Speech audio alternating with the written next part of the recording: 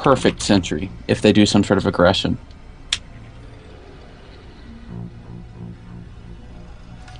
And just waiting for the teams to tell the Gila Boy who their aces are, and then we'll be able to go into an ace match and see who comes out the victor. And the ace match is going to be on Metalopolis, if I remember correctly. Yep. I don't have any of the information on these two players on paper, so I'm probably going to make up statistics about them. Yep, 95% of statistics are made up on the spot, right?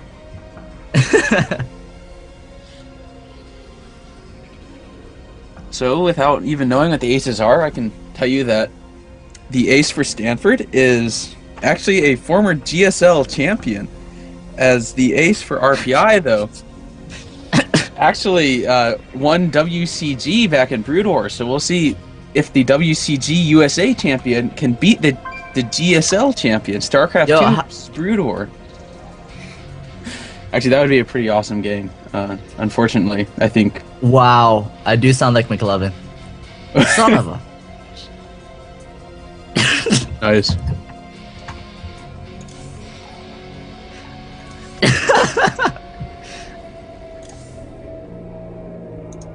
Alright guys, just for you guys, the viewers who are watching, my name is Ratnak, R-A-T-A-N-A-K. You probably create a game out of it or a Pokemon. And Kragus, who is the observer and the commentator as well.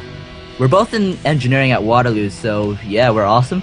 And that's more like we're extremely depressed all the time. There's some Facebook groups about this. In fact, if you go on Google and you do the Google Trends, where they show you like where something's the most commonly searched. If you search for the phrase "fuck my life," the #1 city in the world searching that phrase is Waterloo, Ontario, Canada. Yeah, that was pretty interesting, actually. Yep. And something that Radnak may not want publicly known about his name. Oh yeah, you know what my name means? Yeah. My name actually means, what is it, like? Glorious Jewel or something, or Shiny Gem? Yeah. Yeah, I'm a shiny gem. It's Cambodian for something not particularly, I guess, scary at all. Unless it's supposed to be a Pokemon. Come on, a mixture between a Pokemon and a Cambodian. I don't know. I think I'd rather have a whole lot of very nice gemstones than a whole bunch of Pokemon. Pokemon, so good. Alright, so shout out to our sponsors. In 3 seconds. There you go. So, shout out to our sponsors. Thank you to TT Esports, who makes peripherals based in Taiwan and really is involved in esports. Of course, they do sponsor the CSL prize, $2,000 in gaming equipment. How awesome is that? And we also have Justin TV, of course, the official stream for C-Star League, the Collegiate Star League, who is offering, sorry, not offering, but giving $1,000 to the CSL to distribute. We also have a Facebook contest where you can like us, the Collegiate Star League. Search Collegiate Star League. If you don't know how to spell it, I feel sorry for you. Go on Facebook, like us, and have a chance to win a mouse pad. You could also just search StarCraft CSL, and if you can't spell CSL, then you probably should not be in a collegiate league. Yeah, collegiate being very intelligent, or somewhat. I mean, or at least you should know your alphabet. Yeah. Sure, for the viewer who is asking canola oil, what teams they are, this is RPI and Stanford University. Next, we'll have the University of Toronto versus the University of Hawaii Manoa.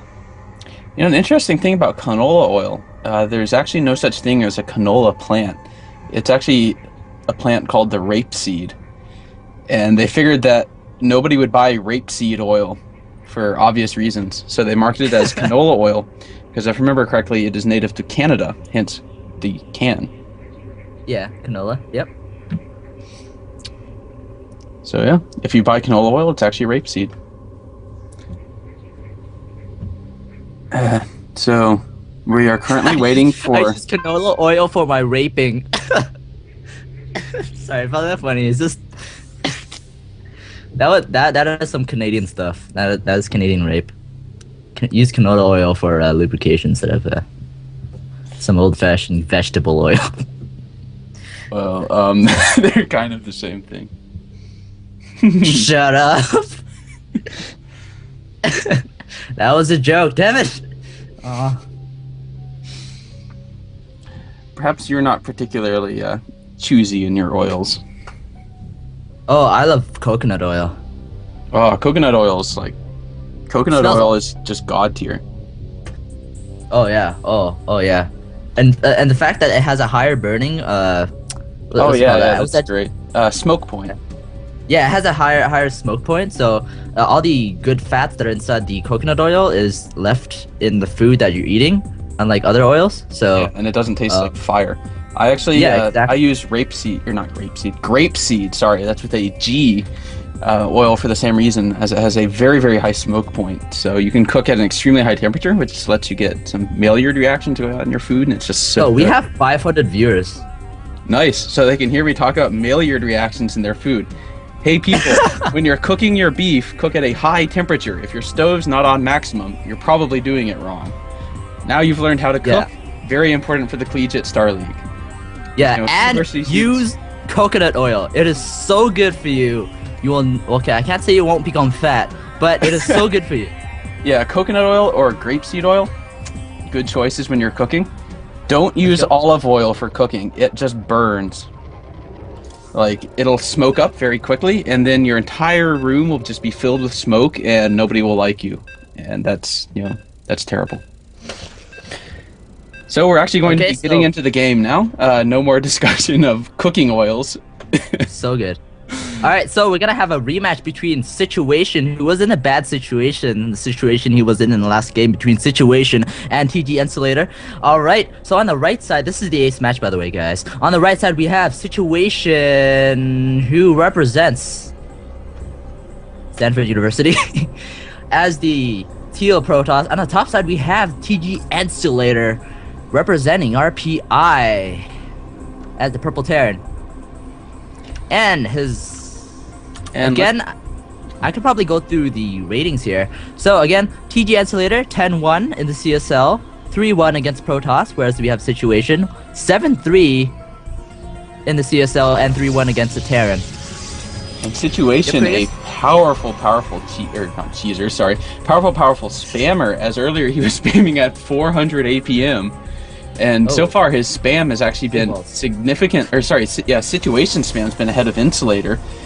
And currently, way ahead. Insulator keeps dropping down to like 90. Like, you can't spam at 90. How are you going to play the game if you're spamming at 90? APM is just like the single most important thing in the world. So you look at this, 200 and something. That's definitely like, he's just a dominant player.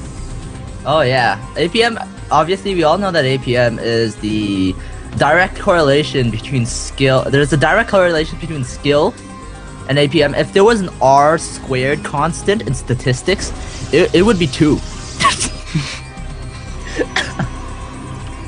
I don't know if you guys study statistics, but yeah, 2. Yeah, if you guys don't know, 1 is the maximum. Just saying. Alright. So we have a barracks going down for TG Insulator at 12, and also a refinery going down at 13. Very standard play here. Situation.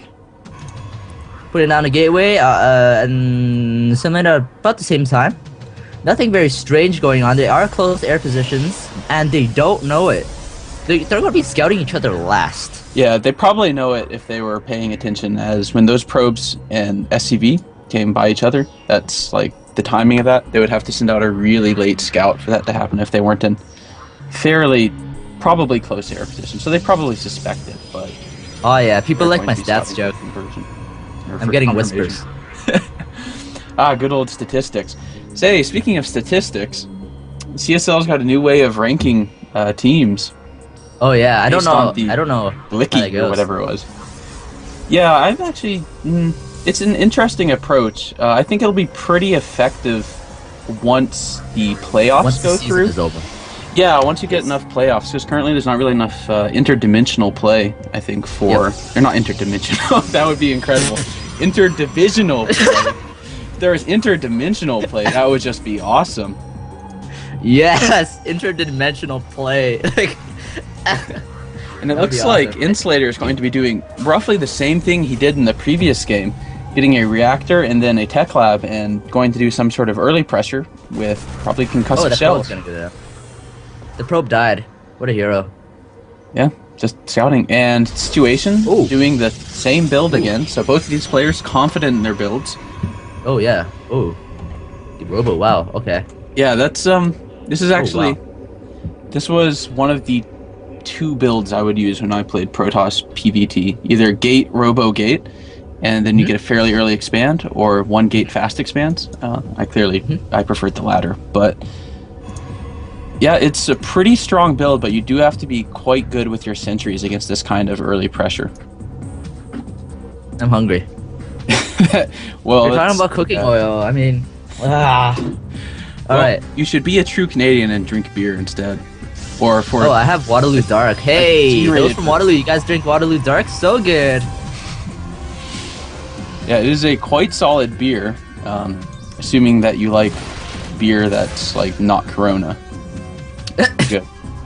And here we're gonna have this huge battle between a probe running away from this Marauder.